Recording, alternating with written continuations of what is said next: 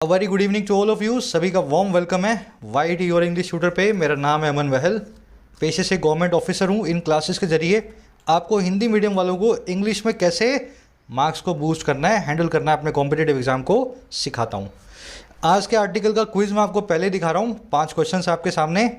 Last के 4 question हैं vocab और ग्रामर पे, और शुरू वाला क्वेश्चन है कॉम्प्रिहेंशन पे। अगला आधा घंटा आप इस क्लास में इन्वेस्ट करेंगे पूरे मन से, और कोशिश करेंगे आउट ऑफ 5 आपको कम से कम 5 मार्क्स मिले, 4 मार्क्स मिले, है ना। इसको आप एक ट्राई अभी भी दे सकते हो, स्क्रीनशॉट इसका लेके रख लो। आर्टिकल है रिस्की बेट्स, जो कि लिखा हुआ है रशिया और यूक्रेन के बीच में होने वाली जंग पे, जो किसी भी वक्त शुरू हो सकती है। बहुत ही इंटरेस्टिंग आर्टिकल है। चलिए शुरू कर लें। क्विज के ऊपर पूरा फोकस रखना अपना, यही आपकी कसौटी है। कितना आपने सीखा आपको लास्ट में पता लगेगा। चलिए आइए कुछ नया सीखते हैं।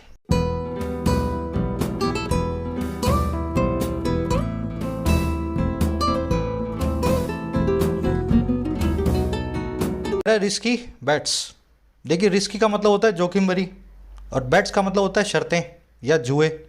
आपने बैट लगाई होगी किसी के साथ, इंडिया जीतेगी आज, शर्त लगाता हूँ मैं तेरे साथ, है ना। बारिश आएगी आज या बारिश नहीं आएगी, मैं आपके साथ बैट लगाता हूँ या शर्त लगाता हूँ। एक्चुअल में बैटिंग क्या होता है? जुआ होता है, गैम्बल होता है, स्पेकुलेशन होती है। तो कह रहा है बड़े जोखिम भरे जुए खेले जा रहे हैं रशिया और यूक्रेन के मामले पे, दोनों के विवाद पे। आया समझ में? जोखिम क्या है वो भी आगे आपको बताएगा।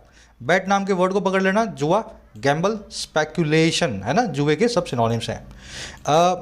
चलिए टाइटल पैराग्राफ को देखते हैं। कह रहा है Russia should do more to reduce tensions along its border with Ukraine. कह रहा है रशिया को करना चाहिए, रशिया शुड डू, रशिया को करना ही चाहिए। शुड मतलब चाहिए, डू मतलब करना। अच्छा, क्या करना चाहिए भाई रशिया को? और ज़्यादा करना चाहिए, मोर। अच्छा, क्यों करना चाहिए? टू लगा के बता रहा है, रिड्यूस करने के लिए, कम करने के लिए। क्या कम करने के लिए भाई? उस तनाव को जो है इसके बॉर्डर पे सहारे यानी कि अलोंग, बॉर्डर के साथ साथ। और किसके साथ? यूक्रेन के साथ, इस कंट्री के साथ। तो यूक्रेन के साथ जो बॉर्डर है, जो सीमा रेखा है, सीमा रेखा के साथ साथ जो टेंशन चल रही हैं, उन सभी को रिड्यूस करने के लिए रशिया को और भी ज़्यादा कदम उठाने की ज़रूरत है। आ गया सेंटेंस समझ में? रशिया ग्रीन कलर में आपका सब्जेक्ट है, शुड डू पिंक कलर में आपकी वर्ब है। ध्यान रखें, ये जो एक्सरसाइज मैं करता हूँ ये आपकी अंडरस्टैंडिंग को डेवलप करवाने के लिए। आप मुझसे पूछते हो ना सर मैं कैसे सीखूंगा, खुद से कब पढ़ना शुरू करूंगा? जिस दिन आप ये खुद से करने लगे अपने दिमाग में कि सेंटेंस पढ़ा, अच्छा रशिया सब्जेक्ट है, शुड डू उसकी वर्ब है, आपके दिमाग खुद से ही बोलने लगा, उस दिन आप इंग्लिश में इंडिपेंडेंट जर्नी को शुरू करते हैं। आया समझ में? तो मैं आपको इंडिपेंडेंट बनाने की कोशिश कर रहा हूँ। ग्रीन और पिंक कलर को दिमाग में बिठाने की कोशिश करो, कैसे सब्जेक्ट वर्ब को मैंने पकड़ा है। चलिए अब एक कॉन्सेप्ट करेंगे छोटा सा। पहले अपने आप से सवाल पूछो, ये जो अलोंग इट्स बॉर्डर लिखा है, ऐसी कौन सा रूल, कौन सा कॉन्सेप्ट मुझे कहता है कि मैं यहाँ अलोंग साइड नहीं लिख सकता, और अलोंग विद लिख देता तो क्या फ़र्क पड़ जाता? खुद से पूछो, अलोंग, अलोंग साइड और अलोंग विद, तीनों प्रेपोजिशंस में क्या फ़र्क होता है? पहले सोचोगे, फिर मैं आपको सेंटेंसेस के जरिए डिटेल में समझा देता हूँ। चलो देखिए, अलोंग विद का मतलब होता है साथ में, ठीक है, साथ में। इसको विद भी समझ सकते हो आप, विद को ही अलोंग विद भी लिख देते हैं, है ना। कम विद मी और कम अलोंग विद मी एक ही बात है, ऐसा समझो आप। Along with is equal to with. अच्छा, अलोंग साइड का मतलब क्या होता है? बाजू में, बाजू में, जिसको बोलते हैं इंग्लिश में बिसाइड, ठीक है। आप मेरे बाजू में बैठे हो, you are sitting alongside me या बिसाइड मी। अलोंग साइड मतलब बाजू में, साइड में, विद मतलब साथ में। अब ये जो अलोंग, जो अकेला बचा ना बिना साइड और विद के, याद रखना अलोंग साइड के बीच में हमेशा क्या आता है? स्पेस आता है। अलोंग विद के बीच में और अलोंग साइड के बीच में नो स्पेस, कोई स्पेस आपको नहीं देना है। अच्छा, अलोंग का मतलब क्या होता है? अलोंग का मतलब होता है साथ साथ, इन पैरेलल, साथ साथ, बिल्कुल पैरेलल में। मैं आपको एग्जांपल देता हूँ। We were driving along the river. हम रिवर के पैरेलल में ड्राइव कर रहे थे। आया समझ में? We were driving along the river. जब किसी चीज़ के साथ साथ इन पैरेलल चलते हो तो अलोंग नाम की प्रेपोजिशन को यूज़ करें। तो बॉर्डर की जो टेंशन्स हैं वो भी, मतलब टेंशन्स जो है वो बॉर्डर के साथ साथ चल रही है, पैरेलल में चल रही हैं। जहाँ से बॉर्डर गुजरता है दोनों का, वहीं वहीं आपको टेंशन्स देखने को मिलेंगी।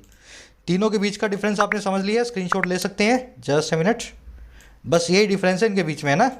चलो चलिए आगे बढ़ेंगे। आर्टिकल की वोकैब आपको दिखा दें ताकि आप इसको स्मूथली पढ़ते जाएं। देखिए, अगर आप किसी एग्जाम के लिए प्रिपेयर कर रहे हैं, SSC, railways, banking, UPSC, police, teaching या स्टेट गवर्नमेंट के एग्जाम्स, तो इन सभी के लिए मॉक टेस्ट के लिए मैं आपको रेफर करूंगा, सजेस्ट करूंगा टेस्टबुक.com। इंडस्ट्री लीडर है और इसकी खूबी ये है कि 450 एग्जाम्स के 32,000 मॉक टेस्ट को एक सिंगल पैकेज बना के इन्होंने रखा हुआ है। अब ये 32,000 मॉक टेस्ट अलग अलग वैरायटी के हैं, डिफिकल्टी लेवल के, ईजी भी मिलेंगे, मॉडरेट भी मिलेंगे, डिफिकल्ट भी मिलेंगे। आप हर तरीके से अपनी एग्जाम प्रिपरेशन को बूस्ट करेंगे।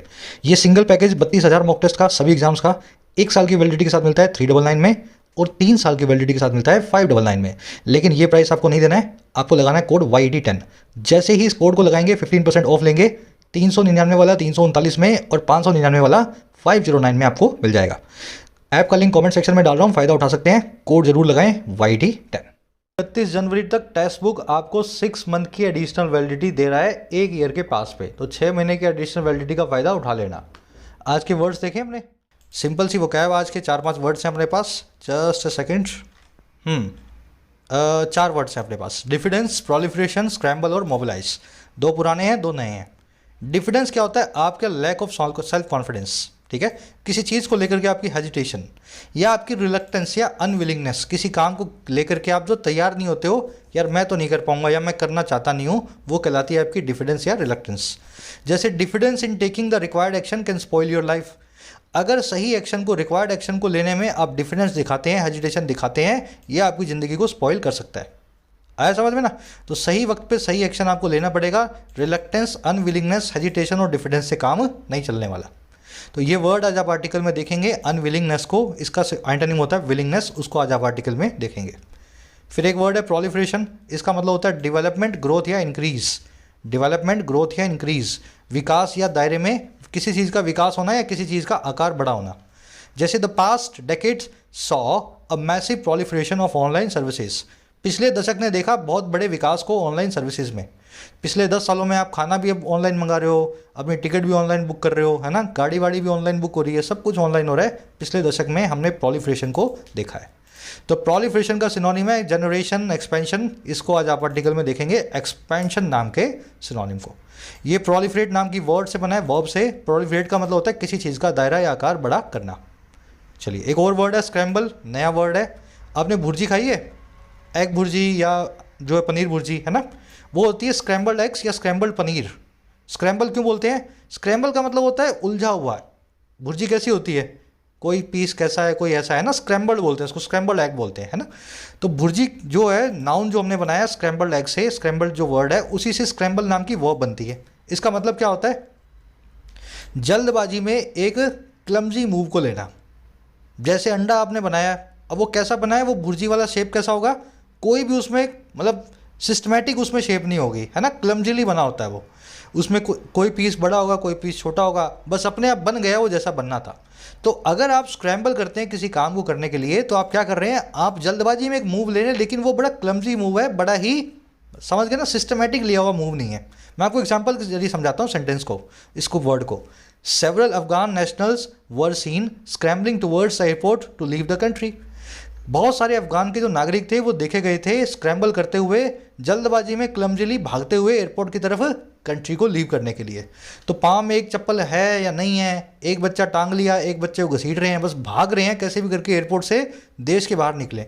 तो स्क्रैम्बल नाम के वर्ड को वर्ब फॉर्म में ऐसे आप यूज़ करते हैं। नाउन फॉर्म में इसका मतलब आप समझ गए हो, स्क्रैम्बल मतलब भुर्जी। तो इस स्क्रैम्बल नाम का वर्ड भी आएगा आर्टिकल में आज। मोबिलाइज लास्ट वर्ड है। मोबिलाइज का मतलब होता है किसी चीज़ को एक्शन लेने के लिए तैयार करना। जैसे India and China have mobilise millions of troops along the LAC।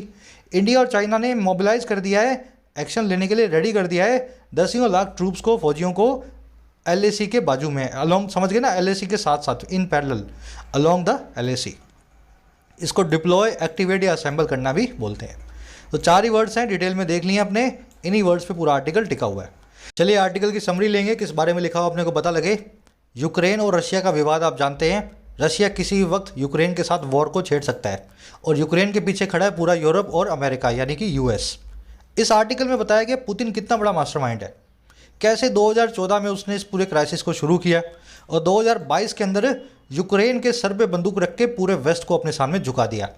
तो इसमें पूरे ना एनालिटिकल टोन में बताया कैसे पुतिन इस गेम को खेल रहे हैं। फिर इसमें साथ में ये भी बताया कि पुतिन तो बड़ा समझदार है, वॉर को शुरू नहीं होने देगा, क्योंकि वॉर शुरू होने के बाद उसके पास नुकसान बहुत सारे हैं जो उसको पता है, तो वॉर वो नहीं करेगा। लेकिन वो वॉर से हटने वाला भी नहीं है पीछे, जब तक अपनी बातों को ना मनवा ले। लेकिन इस केस में अब आकर के रशिया को यानी पुतिन को थोड़ा सा अपना रुख नरम करना चाहिए, क्योंकि अमेरिका की सीमाएं भी अब खींची जा चुकी हैं। इस लिमिट से आगे अमेरिका को भी आप नहीं खींच पाओगे। तो एनालिटिकल टोन में लिखा हुआ आर्टिकल है, पूरा पॉलिटिकल गेम बता रहा है कितनी रिस्की बेट्स खेली जा रही हैं रशिया और यूक्रेन के बीच में। बहुत प्यारा आर्टिकल है, चलिए शुरू कर लेते हैं। कह रहा है Russian foreign minister Sergei Lavrov's comments after receiving a written response from Washington to Moscow security demands that Russia doesn't want wars raises hopes of a diplomatic solution to the Ukraine crisis। पूरा background बता रहा है हुआ क्या। कह रहा Russia के foreign minister जो हैं जिनका नाम है सर्जी लेवरोव, उनका जो कमेंट है, कमेंट क्या है, कब आया है ये कमेंट आया, आप देखो कॉमा लगा के बता रहा है कब आया है, बाद में आया है रिसीव करने के एक रिटर्न रिस्पॉन्स को वाशिंगटन के। और वाशिंगटन को किसका रिस्पॉन्स किसकी तरफ था, मॉस्को की सिक्योरिटी डिमांड्स की तरफ। तो पहले मॉस्को ने यानी रशिया ने कुछ सिक्योरिटी डिमांड्स रखी वाशिंगटन के सामने, अमेरिका के सामने, और अमेरिका का एक रिटर्न रिस्पॉन्स आया। कह रहे इस पूरे रिस्पॉन्स के बाद जो कमेंट आया है ना, इस पूरी घटना के बाद जो रशियन मिनिस्टर का कमेंट है, और कमेंट क्या है, दैट वो ये कि रशिया नहीं चाहता है वॉर्स को, रशिया को किसी से कोई जंग नहीं लड़नी है। कह रहा है ये जो कमेंट है ना इस टाइप का, ये रेज करता है होप्स को, ये बढ़ाता है आशाओं को, और किसकी, एक रणनीतिक यानी डिप्लोमेटिक सोल्यूशन की, समाधान की, हल की, पूरे के पूरे यूक्रेन क्राइसिस के लिए, पूरे के पूरे यूक्रेन के जो है आपदा के लिए, इस पूरी मुसीबत के लिए। आगे समझ में, कमेंट की वर्ब है रेजिस, रशिया की वर्ब है डजंट वांट। ये चीज़ें आपको पकड़नी होती हैं, तभी सेंटेंस का मीनिंग आप निकाल पाओगे। बीच में एडवर्बियल फ्रेज ऑफ टाइम जब भी बीच में आता है, इसको क्या करते हैं, कॉमा से अलग करते हैं। कॉमा की वीडियो आ चुकी है ग्रामर सीरीज में, वहाँ से आप देख सकते हो। सॉल्यूशन, आंसर, हमेशा इनके बाद में टू लगाएं। Solution to the question, answer to the question, है ना, टू लगा के बताएं, ऑफ लगा के ना बताएं। चलिए आगे बढ़े। अब ध्यान रखना, कभी भी प्रॉपर नाउन से पहले आप द नहीं लगाते हैं, खास करके जगहों के नाम। कोई भी जगह है, जैसे इंडिया है, जयपुर है, दिल्ली है, वाशिंगटन है, मॉस्को है, तो वाशिंगटन से पहले द नहीं आ रहा, मॉस्को से पहले द नहीं आ रहा, लेकिन यूक्रेन से पहले द आ रहा है। अपने आप से पूछ के बताओ, क्या ऐसी कंडीशन यहाँ लग गई कि यहाँ पे द यूक्रेन क्राइसिस हमें लिखना पड़ा। चलो, जब तक खुद से चीज़ों को सोचोगे नहीं ना, तब तक दिमाग में बैठेंगे नहीं। सिंपल सा कॉन्सेप्ट है, प्रॉपर नाउन से आगे द ना लगाएं, और खास करके कौन से जगहों के नाम, है names of places, names of places. तो नेम्स ऑफ प्लेसेस से पहले कभी द नहीं लगता, लेकिन इसका एक एक्सेप्शन है, एक्सेप्शन आपको समझा देते हैं। जब कोई नेम ऑफ प्लेस उसके बाद में कोई कॉमन नाउन आ जाए, तब उसके पहले द लगाना ऑप्शनल हो जाता है। अगर द लगा दोगे तो भी ठीक है, नहीं लगाओगे तो भी ठीक है। जैसे the New York is a cosmopolitan city, New York जो है एक कॉस्मोपॉलिटन सिटी है। कॉस्मोपॉलिटन का मतलब होता है जिसमें हर तरह का, हर एथनिसिटी का, हर नेशनलिटी का लोग, इंसान जो है रहता हो। यहाँ पे Asian, Chinese, Korean, Pakistani, Bangladeshi, हर आदमी मिलेगा आपको न्यूयॉर्क में। गोरा, काला, भूरा, पंजाबी, गुजराती, हर तरह का आदमी आपको यहाँ मिल जाएगा। तो कॉस्मोपॉलिटन सिटी है न्यूयॉर्क। दिक्कत क्या है, न्यूयॉर्क एक प्रॉपर नाउन है, नेम ऑफ प्लेस है, इसके आगे द नहीं आना चाहिए, इस द को यहाँ से निकाल देंगे। लेकिन यहाँ देखो, New York city is an IT hub, New York city अपने आप में एक आईटी हब है। यहाँ क्या हुआ, न्यूयॉर्क के बाद में सिटी नाम का एक कॉमन नाउन आ रहा है। तो सबसे पहले क्या करें, इस सिटी नाम के नाउन को देखते ही आप सोच लें कि यहाँ पे द लगाया जा सकता है। आगे समझ में, the New York city is an IT hub, ऐसा आप लिखोगे तो ये अब चलेगा। नहीं लगाओगे तो गलती नहीं है, लेकिन लगा दिया तो भी गलत नहीं है। तो यूक्रेन क्राइसिस के आगे द ऑप्शनल था, चाहे तो लग जाए चाहे ना लगे, इस कॉमन नाउन की वजह से। अगर यूक्रेन अकेला होता फिर द नहीं आएगा। बढ़े आगे। कह रहा last week saw a flurry of diplomatic activities aimed at deescalating the situation. कह रहा पिछले वीक में सबने देखा, और क्या देखा, एक झोंके को, एक फ्लरी को, और किसके, डिप्लोमेटिक एक्टिविटीज़ के। और कहाँ पे, जो सारी की सारी एक्टिविटीज़ एम्ड एट है, जिनका एक ही एम है, निशाना है, डी एस्केलेट करना, नीचे लाना इस पूरी सिचुएशन को, तनाव को कम करना। डी एस्केलेट करने का मतलब होता है तनाव को कम करना, है ना, प्रेशर को कम करना। तो ऐसा हुआ, पिछले वीक हमने एक बड़ा सा झोंका देखा, बहुत सारी एक्टिविटीज़ बॉर्डर पे हुई हैं। वीक की वर्ब है सो, फ्लरी का मतलब झोंका, इसको वर्लविल, टर्मोइल या स्पर्ट भी बोलते हैं। अचानक से होने वाली कोई चीज़ है ना, जैसे हवा का झोंका आता है ना तेज़ी से, उसको बोलते हैं फ्लडी। एम्ड एट यहाँ पे एडजेक्टिव है, वो एक्टिविटी जिनका एम था, जो एम्ड एट थी। डी एस्केलेट मैंने आपको बता दिया, चीज़ों के तनाव को कम करना। कह रहा besides the US's written response to Russia which could set the stage for further diplomatic talks in the coming weeks, French President Emmanuel Macron has held talks with his Russian counterpart Vladimir Putin। कह रहा है इसी के साथ साथ besides हुआ क्या? कह रहा है जो यूएस का रिटर्न रिस्पॉन्स है, अमेरिका का जो लिखा हुआ रिस्पॉन्स है, वाशिंगटन की जो चिट्ठी है, और किसके लिए? मॉस्को के लिए, रशिया के लिए। और कौन सी चिट्ठी? अब ये पूरा रिलेटिव क्लोज है। वो चिट्ठी विच जो कि सेट कर सकती है स्टेज को, जिसमें पॉसिबिलिटी है, कुड लगा के पॉसिबिलिटी बताई जा रही है, जो कि फ्यूचर में सेट कर सकती है एक मंच को, एक स्टेज को, और आगे डिप्लोमेटिक टॉक्स के लिए आने वाले वीक्स में। कह रहा है इसी के साथ साथ, ये लेटर तो आ ही गया, कह रहा है बिसाइड्स, इसी के साथ साथ फ्रेंच प्रेसिडेंट है जो मिस्टर मैक्रोन, उन्होंने भी रखा है, हेल्ड किया है बातचीत को अपने रशियन काउंटर पार्ट के साथ, रशियन समकक्ष के साथ। तो फ्रेंच प्रेसिडेंट मैक्रोन और रशियन काउंटर पार्ट मतलब उनके बराबरी का, यानी व्लादिमीर पुतिन। तो साथ साथ में अमेरिका के फ्रांस भी रशिया को थोड़ा सा समझा बुझा करके वॉर से हटाने की कोशिश कर रहा है। आ गया समझ में? ये जो आप देख रहे हो बिसाइड्स, चलो इस पे बाद में आएंगे, है ना, पहले बाकी स्ट्रक्चर देख लो सेंटेंस की। विच आया है यहाँ पे रिटर्न रिस्पॉन्स के लिए, विच की वर्ब है कुड सेट। कुड जो है पास्ट को भी बताता है, कुड फ्यूचर को भी बताता है। कोई काम आप पास्ट में कर सकते थे तो भी कुड, फ्यूचर में किसी काम को करने की आपकी प्रोबेबिलिटी है तो भी could. It could rain today, आज बारिश हो सकती है ना। तो which could set the stage for. Macron की वर्ड है हैज़ हेल्ड, काउंटर पार्ट मतलब समकक्ष, बराबरी के दर्जे वाला आदमी। रशियन काउंटर पार्ट मतलब मैक्रोन के बराबर का आदमी रशिया में, जो कि पुतिन होगा। अब इस बिसाइड्स पे आएंगे। दो वर्ड्स हमारे पास, बिसाइड और बिसाइड्स, दोनों के बीच में डिफरेंस आप जानते हैं। बिसाइड का मतलब होता है बाय द साइड ऑफ, है ना, इसको अलोंग साइड भी बोल सकते हैं, अभी ऊपर आपने देखा है ना। और बिसाइड्स का मतलब होता है इसी के साथ साथ, इन एडिशन टू समथिंग। अब फॉर्मूला मैंने आपको बता दिया, दोनों सेंटेंस में खुद ही चूज करके बताओ कैसे इन सेंटेंसेस को बनाओगे। चलो आराम से वीडियो को पॉज करके कोशिश करना, है ना, बिसाइड और बिसाइड्स में से चूज करना है।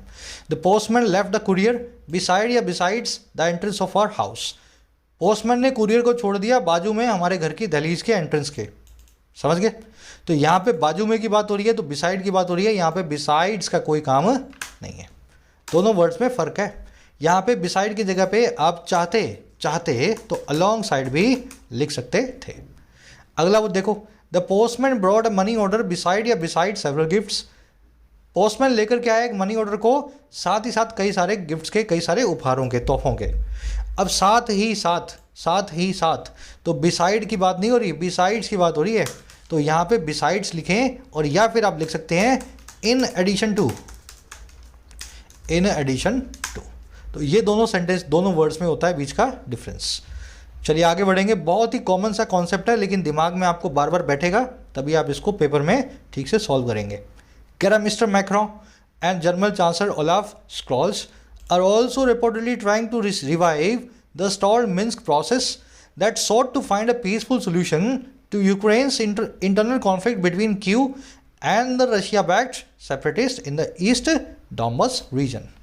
अब कह रहे हैं इसी के साथ साथ ये जो मिस्टर मैक्रो है ना, और जर्मन के जो चांसलर है ओलाफ स्कॉल्स। ये ओलाफ स्कॉल्स कौन है? एंजेला मर्केल के बाद में जो आए हैं ना। तो एंजेला मर्केल के जो वारिस हैं और जर्मनी के चांसलर हो गए जो, और मैक्रोन जो हैं, कह रहा है ये दोनों कथित तौर पे कोशिश कर रहे हैं, रिपोर्टेडली ऐसा बताया जा रहा है, न्यूज़पेपर में लिखा हुआ है कहीं पे कि ये दोनों ट्राई कर रहे हैं। अच्छा क्या ट्राई कर रहे हैं? कि रिवाइव करें, फिर से जिंदा करें। अच्छा किसको भाई? स्टॉल्ड मिन्स्क प्रोसेस को। ये मिन्स्क प्रोसेस नाम की चीज़ को, जो स्टॉल्ड है, जो रुकी हुई है, डिलेड है, पोस्टपोन्ड है, जो अभी तक अपने वक्त से आगे खींची जा चुकी है। अच्छा मिन्स्क प्रोसेस क्या है? ये वो प्रोसेस है जो कि सॉर्ट करती थी, जो कि कोशिश करती थी कि फाइंड करे एक पीसफुल सोल्यूशन को, शांति भरे समाधान को, यूक्रेन के इंटरनल कॉन्फ्लिक्ट के लिए, अंदरूनी झगड़ों के लिए। और किस किस के बीच? एक तो यूक्रेन की सिटी कीव के बीच, और दूसरा रशिया के द्वारा बैक्ड, रशिया के द्वारा सपोर्टेड सेपरेटिस्ट अलगाववादियों के बीच में, जो है ईस्टर्न डॉनबस रीजन में। तो ये दोनों यही कोशिश कर रहे हैं कि कैसे भी करके मिन्स्क प्रोसेस को अप्लाई करवा दें। अगर ये अप्लाई हो गया तो इन दोनों के बीच का झगड़ा अपने आप ही खत्म हो जाएगा। आया समझ में? मैक्रो और ओलाफ स्कॉल्स की वर्ब है आर ट्राइंग, है ना। प्लूरल प्लूरल सब्जेक्ट है, प्लूरल वर्ब है। रिवाइव करना, फिर से जान फूंकना। स्टॉल्ड मतलब डिलेड, पोस्टपोन्ड, जो आगे खींचा जा चुका है। दैट की वर्ब है सॉर्ट। दैट आया मीन्स प्रोसेस नाम के प्रॉपर नाउन के लिए। टेक्निकली यहाँ पे विच आना चाहिए, प्रॉपर नाउन के लिए दैट को यूज़ नहीं किया जाता। सॉर्ट जो है सीक की सेकंड फॉर्म है। Seek sort sort, seek sort sort, ये वर्ब ऐसे ही चलती है। किसी चीज़ को पाने की कोशिश करना, सीक करना है ना, सॉर्ट करना। सॉल्यूशन के बाद, आंसर के बाद हमेशा टू लगाएं। ये मिन्स्क प्रोसेस के बारे में आपको मैं एक छोटी सी समरी दे देता हूँ। देखो, यूक्रेन के अंदर जो रशिया से जो बॉर्डर का इलाका है, वहाँ पे कुछ सेपरेटिस्ट रहते हैं जो ये कहते हैं यूक्रेन को, कीव को, कि हमें रशिया में जाना है। तो एक मिन्स्क प्रोसेस जो है इन दोनों के बीच में संधि हुई थी, जिसमें ये कहा गया था कि यूक्रेन जो है, कीव, वो इन बॉर्डर के इलाकों में अलग से कॉन्स्टिट्यूशन को लागू करेगा। जैसे भारत में जम्मू कश्मीर में एक अलग कॉन्स्टिट्यूशन हुआ करता था, इनका अलग कॉन्स्टिट्यूशन होगा, इनको ज़्यादा आज़ादियाँ मिलेंगी ताकि ये लोग रशिया में जाने की जिद ना करें। और रशिया के बीच बचाव से ही मिन्स्क प्रोसेस को शुरू किया गया था। तो कहने का मतलब है, कुल मिलाकर के रशिया इन हिस्सों को मिन्स्क प्रोसेस के जरिए कंट्रोल करना चाहता है। अगर ये प्रोसेस शुरू हो जाती है, यूक्रेन थोड़ा नरम पड़ जाता है, तो अपने आप ही ये झगड़ा पूरा खत्म हो जाएगा। चलिए स्कॉल आगे बढ़ेंगे। कह रहा mister Putin has said the US response does not address Russia's core security concerns. Putin साहब ने कहा है, हैज सेड, वो कह चुके हैं कि अमेरिका का जो रिस्पॉन्स है वो एड्रेस नहीं करता है रशिया के कोर सिक्योरिटी कंसर्न्स को, रशिया के जो बेसिक सिक्योरिटी को लेकर चिंताएं हैं उनको। पुतिन की वर्ब है हैज सेड, रिस्पॉन्स की वर्ब है डज नॉट एड्रेस। एड्रेस का मतलब होता है संबोधित करना, किसी चीज़ का सोल्यूशन निकालना। कह रहा fears of a military conflict are still there. कह रहा डर जो है ना एक मिलिट्री कॉन्फ्लिक्ट का, एक मिलिट्री झगड़े का, अभी भी बाकी है। आर स्टिल देयर, ऐसे डर अभी भी कायम है। फियर्स की वर्ब है आर। कह रहा Russia which has mobilized thousands of troops on its border with Ukraine, in Belarus, in Ukraine's north, and in Transnistria, a breakaway region from Moldova, in its southwest, has a clear military advantage. अब इस पूरे झगड़े में जीत किसकी होगी? कह रहा Russia, जिसने मोबिलाइज कर दिया है, जिसने काम पे लगा दिया है, एक्टिवेट कर दिया है हज़ारों फौजियों को अपने बॉर्डर पे, और कहाँ पे? यूक्रेन के साथ। और लगा दिया है बेलारूस में जो है यूक्रेन के नॉर्थ में, और लगा दिया है ट्रांसनिस्ट्रिया, ये एक रीजन है, ब्रेक अवे रीजन है, टूटा हुआ रीजन है, माल्डोवा नाम के जो है प्लेस से, उस रीजन से। कह रहा है इसके साउथ वेस्ट में यूक्रेन के। कह रहा है रशिया जो है ना, जिसने यूक्रेन को तीनों तरफ से घेर लिया है, कह रहा है उसके पास Russia has a clear military advantage. तो साफ साफ मिलिट्री एडवांटेज रशिया को यहाँ पे मिल रही है। सेंटेंस समझ में आ गया? रशिया के वर्ब है यहाँ पे हैज़, रशिया के लिए रिलेटिव क्लोज आया है, which has mobilised thousands of troops. Mobilise करना, डिप्लॉय करना, एक्टिवेट करना, है ना, किसी को काम पे लगाना, किसी को तैयार करना किसी काम के लिए। ट्रूप्स का मतलब होता है फौजी।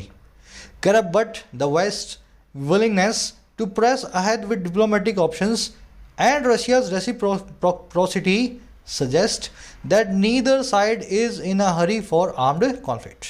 कह रहे लेकिन वेस्ट की जो विलिंगनेस है, वेस्ट मतलब आप समझ गए ना, यूरोप और अमेरिका, अमेरिका और यूरोप की जो तैयारी है, विलिंगनेस है, रेडीनेस है, और किसके लिए? प्रेस अहेड करने के लिए, और ज़्यादा दबाव डालने के लिए, प्रेस करना अहेड और ज़्यादा आगे। और किसके लिए? एक डिप्लोमेटिक ऑप्शंस के साथ में। कह रहा है एक तो वेस्ट की जो विलिंगनेस है, और रशिया की जो रेसिप्रोसिटी है। रेसिप्रोसिटी का मतलब होता है म्यूचुअली इक्वल रिस्पॉन्स। रशिया का जो बराबरी से सामने जो कोऑपरेशन है वेस्ट के सामने, कह रहे दोनों चीज़ें सजेस्ट करती हैं कि दोनों में से कोई भी साइड जल्दबाजी में नहीं है आर्म्ड कॉन्फ्लिक्ट के लिए, गोलीबारी के लिए, हथियारबंद जो है लड़ाई के लिए। आया समझ में? तो बिल्कुल लड़ाई हो सकती है, लेकिन सब लोग जितना हो सकते हैं लड़ाई को धक्का मारने की कोशिश कर रहे हैं, टालने की कोशिश कर रहे हैं। विलिंगनेस और रेसिप्रोसिटी दोनों की वर्ब है सजेस्ट, साइड की वर्ब है यहाँ पे इज। विलिंगनेस का मतलब आप जानते हैं रेडीनेस, इसका बिल्कुल उल्टा है हेजिटेशन, रिलक्टेंस, डिफिडेंस, समझ गए ना, उसका बिल्कुल उल्टा होता है विलिंगनेस। रेसिप्रोसिटी मतलब म्यूचुअली इक्वल रिस्पॉन्स। मैंने आपको कुछ कहा, कॉम्प्लीमेंट दिया, आपने सामने से मुझे भी एक कॉम्प्लीमेंट दे दिया, तो एक आपकी और मेरी रेसिप्रोसिटी होगी, म्यूचुअली इक्वल रिस्पॉन्स अपने एक दूसरे को दे रहे हैं। एक कॉन्सेप्ट करेंगे यहाँ पे फटाफट से, नीदर वाला। अपने पास कुछ वर्ड्स हैं इंग्लिश में, ईच, एवरी, ईदर, नीदर और मैनी अ। अगर ये सभी के सभी एडजेक्टिव हों, ईच मतलब हर एक, एवरी मतलब हर एक, ईदर मतलब दो में से एक, नीदर मतलब दो में से एक भी नहीं, मैनी या मतलब कई सारों में से एक एक, सभी को सभी एक एक करके, है ना। ये सब के सब अगर एडजेक्टिव फॉर्म में आ जाएं तो इनके बाद में सिंगुलर नाउन और सिंगुलर वर्ब को यूज़ करेंगे।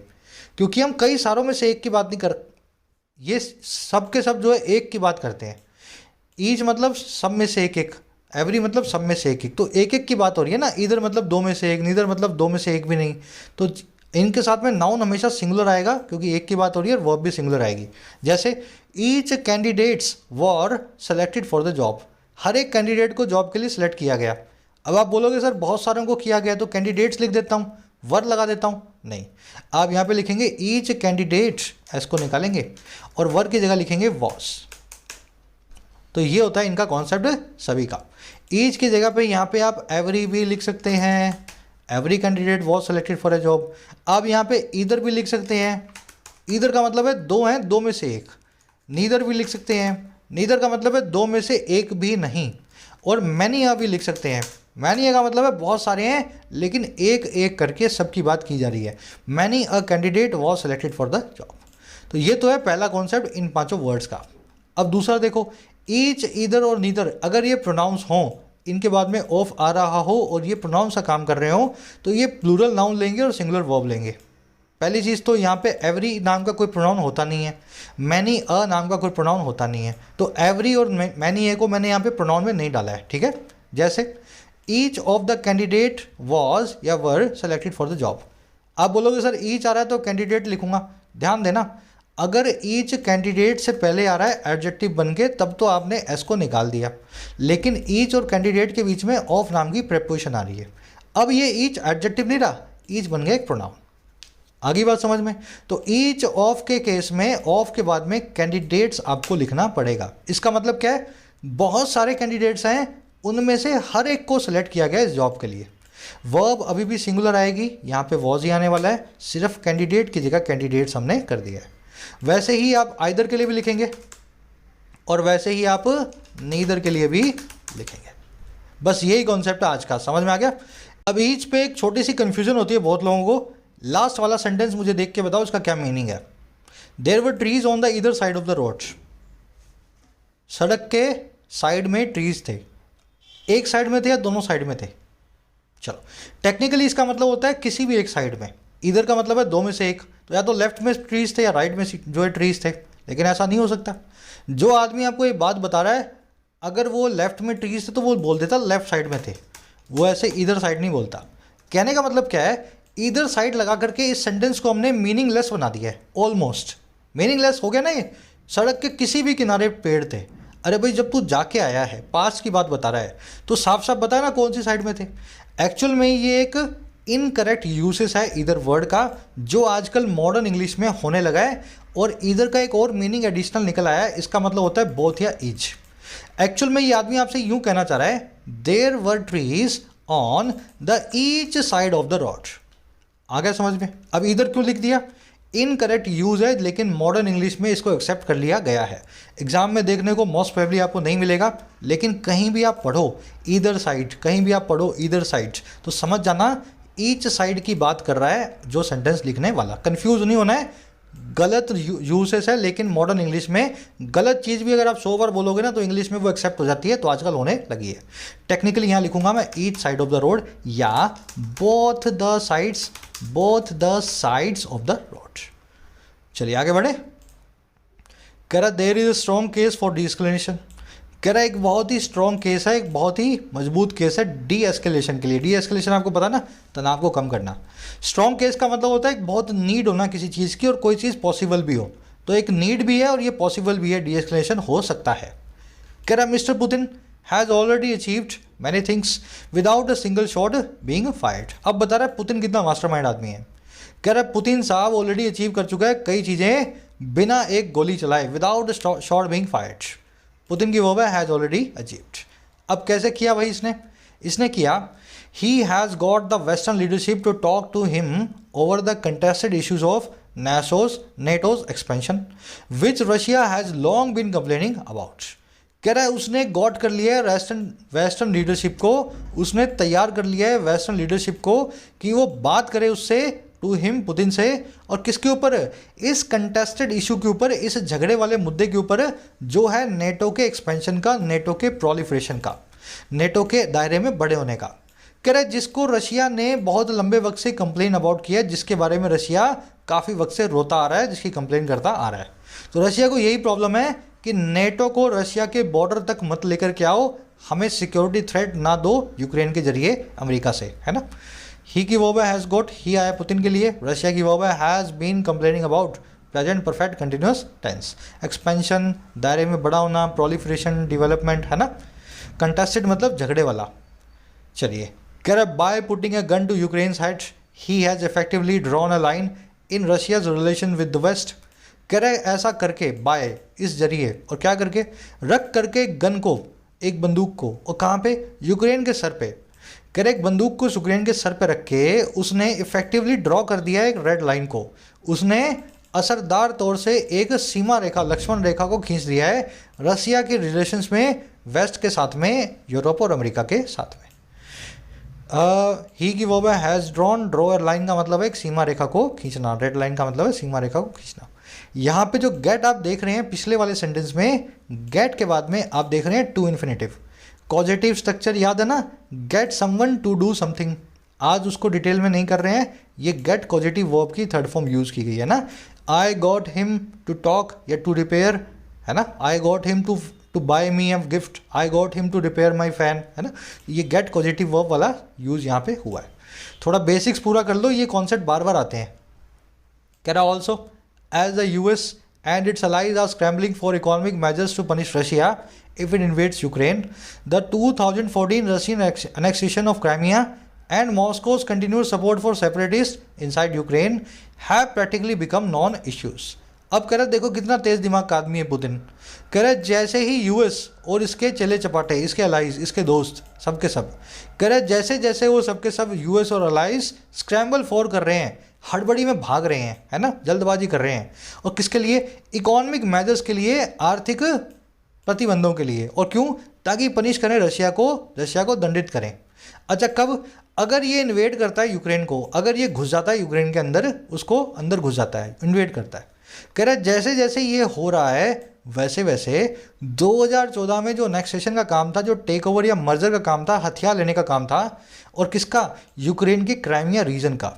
और कह रहे दूसरी चीज़, मॉस्को का जो कंटिन्यूड सपोर्ट है सेपरेटिस्ट का यूक्रेन के अंदर। कह रहे ये दोनों चीज़ें जो है ना, ये प्रैक्टिकली बन चुकी हैं नॉन इश्यूज़, इन इश्यूज़ की कोई बात कर ही नहीं रहा। आया समझ में। तो इसने जो क्राइमिया को कब्जाया था 2014 में, अब उसकी बात कोई कर ही नहीं रहा। अमेरिका कह रहा है वो तो तू रख ले, कोई बात नहीं। अब बातें ये हो रही है कि और आगे मत आना, और जो है किसी पे हमला मत करना, यूक्रेन को इन्वेड मत करना, जो तुम कर रहे हो उससे तो हमें कोई इशू है ही नहीं, वो तो नॉन इश्यूज बन चुके हैं। तो ये है पुतिन का मास्टर प्लान।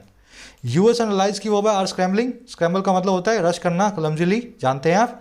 इट की वो इन्वेड्स, इट आया रशिया के लिए। इन्वेड्स यहाँ पे फ्यूचर को बता रहा है। इफ़ इट इन्वेड्स, इफ़ के साथ में फ्यूचर टेंस में हमेशा प्रेजेंट इंडेफिनिट टेंस को यूज़ किया जाता है, विल को यूज़ नहीं करते हैं, है ना। एनेक्सेशन और सपोर्ट की वर्ब है हैव प्रैक्टिकली बिकम। एनेक्सेशन का मतलब होता है हथियार लेना, कब्जे में ले लेना, मर्जर करना, टेक ओवर करना। चलिए और आगे बढ़ते हैं। कह रहा nobody is threatening to punish Russia for not returning Crimea to Ukraine. कह रहा कोई भी थ्रेटन नहीं कर रहा है पनिश करने को रशिया को, किस लिए, ना वापस करने के लिए क्राइमिया नाम के रीजन को यूक्रेन के लिए। कोई कह ही नहीं रहा रशिया को कि क्राइमिया को वापस कर, सब यही कह रहे हैं कि आप जो है क्राइमिया को रख लो, यूक्रेन को अपने हाल पे छोड़ दो। नोबडी की वर्ब इज थ्रेटनिंग, नोबडी हमेशा सिंगुलर रखें क्योंकि कोई भी नहीं है ना, तो एक से भी कम है। अगर एक से भी कम है तो प्लूरल वर्ब देने का कोई मीनिंग यहाँ पे नहीं बैठता है। Nobody is threatening. कह रहा द स्टेटस को हैज़ बीन रीड्रॉन। कह रहा जो प्रेजेंट सिचुएशन है, जो स्टेटस को है, जो यथास्थिति है, उसको रीड्रॉ किया जा चुका है। पहले स्टेटस को था क्राइमिया, अब क्राइमिया को भुला करके स्टेटस को बन गया है यूक्रेन का इन्वेजन, है ना। तो रीड्रॉ कर दिया जा चुका है यथास्थिति को। स्टेटस को का मतलब होता है प्रेजेंट सिचुएशन, इसका बिल्कुल उल्टा होता है स्टेटस को एंटे, पास्ट सिचुएशन।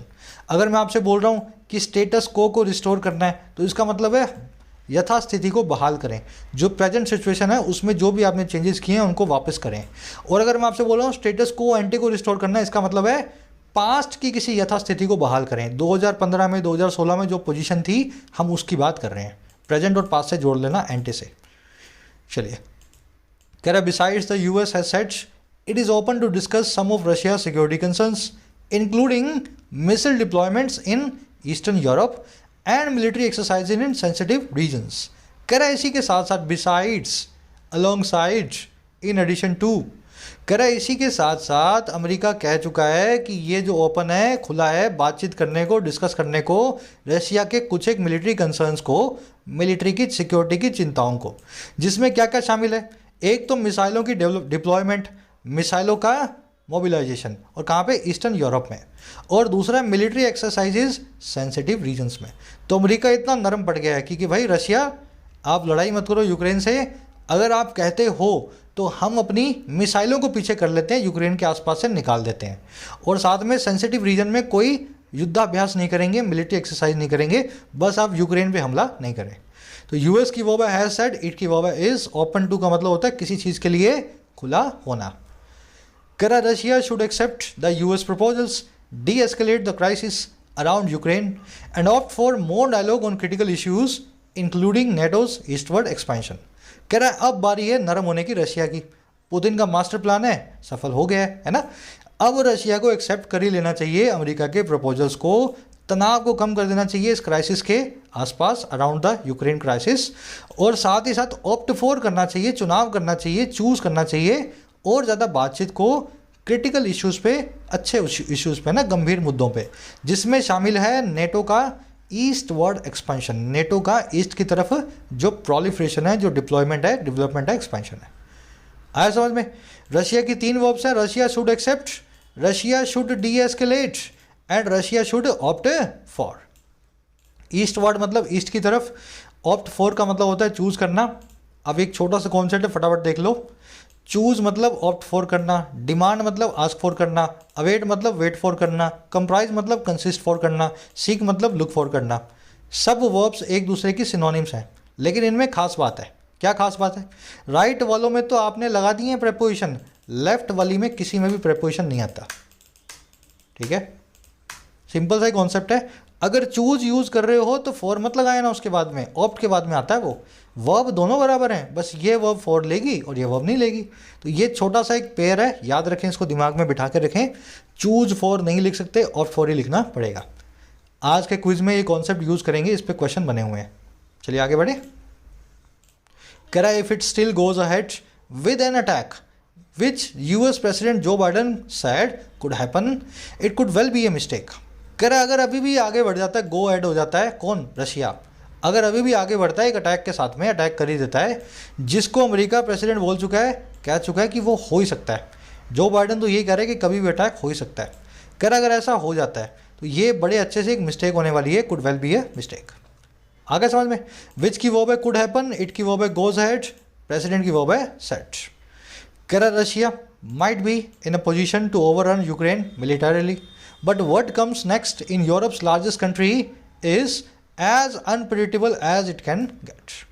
कह रहा रशिया हो सकता है एक पोजीशन में हो यूक्रेन को ओवररन करने के लिए, यूक्रेन को कब्जा लेने के लिए, यूक्रेन को भेद देने के लिए मिलिट्री तौर पे। तो रशिया में हो सकता है बहुत पावर हो, पूरे यूक्रेन पे चढ़ाई कर दे।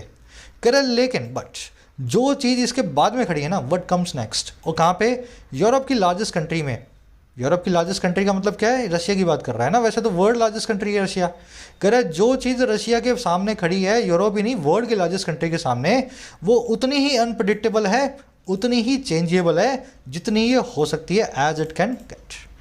आया समझ में। तो भले ही आप घुस जाओगे यूक्रेन में, पर वही बात है, घुस गए तो बाहर निकलना मुश्किल हो जाएगा। आपको एग्जाम्पल देगा भी आगे कि यूक्रेन में घुसना और फिर निकलना कितना मुश्किल होगा रशिया के लिए। यूक्रेन की वो है माइट बी, वट की वो है कम्स, वट से बनने वाला रिलेटिव क्लोज है, वो है singular, what comes next is unpredictable. It की वो है कैन गेट, अनप्रिडिक्टेबल मतलब जो प्रिडिक्ट ना किया जा सके, जो चेंजेबल हो, जो फिकल हो, जो बार बार बदलता रहे, है ना, अनरिलायबल हो। चलिए, ओवररन मतलब अंदर घुस जाना और कब्जे में ले लेना। इन्वेड एंड सीज को बोलते हैं ओवररन, समझ गए ना। अंदर घुस गए किसी के और अंदर घुस के कब्जे में ले लिया उनका रास्ता, उनका पूरा शहर, तो आपने उसको ओवररन कर दिया है। कह रहा है if the post 9/11 military adventures of the US are any lesson, it is that great powers could clinch swift victories against weaker countries but could fail miserably in sustaining those victories. कह रहा है America से lesson ले ले। कह रहा है अगर 9/11 के बाद के, यानी पोस्ट 9/11 के जो मिलिट्री एडवेंचर्स हैं, जो मिलिट्री मिशंस हैं किसके, अमेरिका के। कह रहा अगर वो कोई सबक है ना, अगर उनसे कोई लेसन मिलता है तो इट इज़ वो है कि बड़ी बड़ी पावर जो है स्विफ्ट विक्ट्रीज को, फटाफट से जीतों को क्लिंच कर सकती हैं, कब्जे में ले सकती हैं, सिक्योर कर सकती हैं छोटी कंट्री से खिलाफ, वीकर नेशन के खिलाफ। लेकिन वो फेल हो जाती हैं, कुड फेल हो सकती हैं बहुत ही बुरे से, मिजरेबली सस्टेन करने में, बनाए रखने में इन विक्ट्रीज़ को। तो जीतना आसान है, यूक्रेन में घुसना आसान है, लेकिन यूक्रेन में घुसे रहना ये बड़ा मुश्किल है। अमेरिका अभी भागा वियतनाम से, फिर अफगानिस्तान से, ये बात इस चीज़ को बताता है। एडवेंचर्स की वर्ब है आर, ग्रेट पावर्स की वर्ब है could flinch and could fail. It की वर्ब है इज। क्लिंच का मतलब है सिक्योर करना, अचीव करना किसी चीज़ को। स्विफ्ट मतलब तेज़ी से, मिजरेबली मतलब बुरे से, है ना। कह रहा है mister Putin should not walk into the same mistake and thereby push Europe back into the darker days of the cold war. कह रहे पुतिन साहब को नहीं वॉक इनटू करना चाहिए इसी खड्डे के अंदर, इसी मिस्टेक के अंदर, फिर से ये मिस्टेक को नहीं दोहराना चाहिए, और इस प्रकार से पुश नहीं करना चाहिए यूरोप को फिर से पीछे की तरफ उन डार्कर डेज में, उन गहरे दिनों में जो हैं कोल्ड वॉर के, द कोल्ड वॉर के, रशिया और यूएस के बीच की, यूएसएसआर के बीच की जो है कोल्ड वॉर के। तो इनको ध्यान रखना है, अमेरिका वाली गलती यहाँ जाकर के यूक्रेन में इनको नहीं दोहरानी चाहिए। पुतिन की वर्ब है should not walk into and should not push into, should not push the Europe into.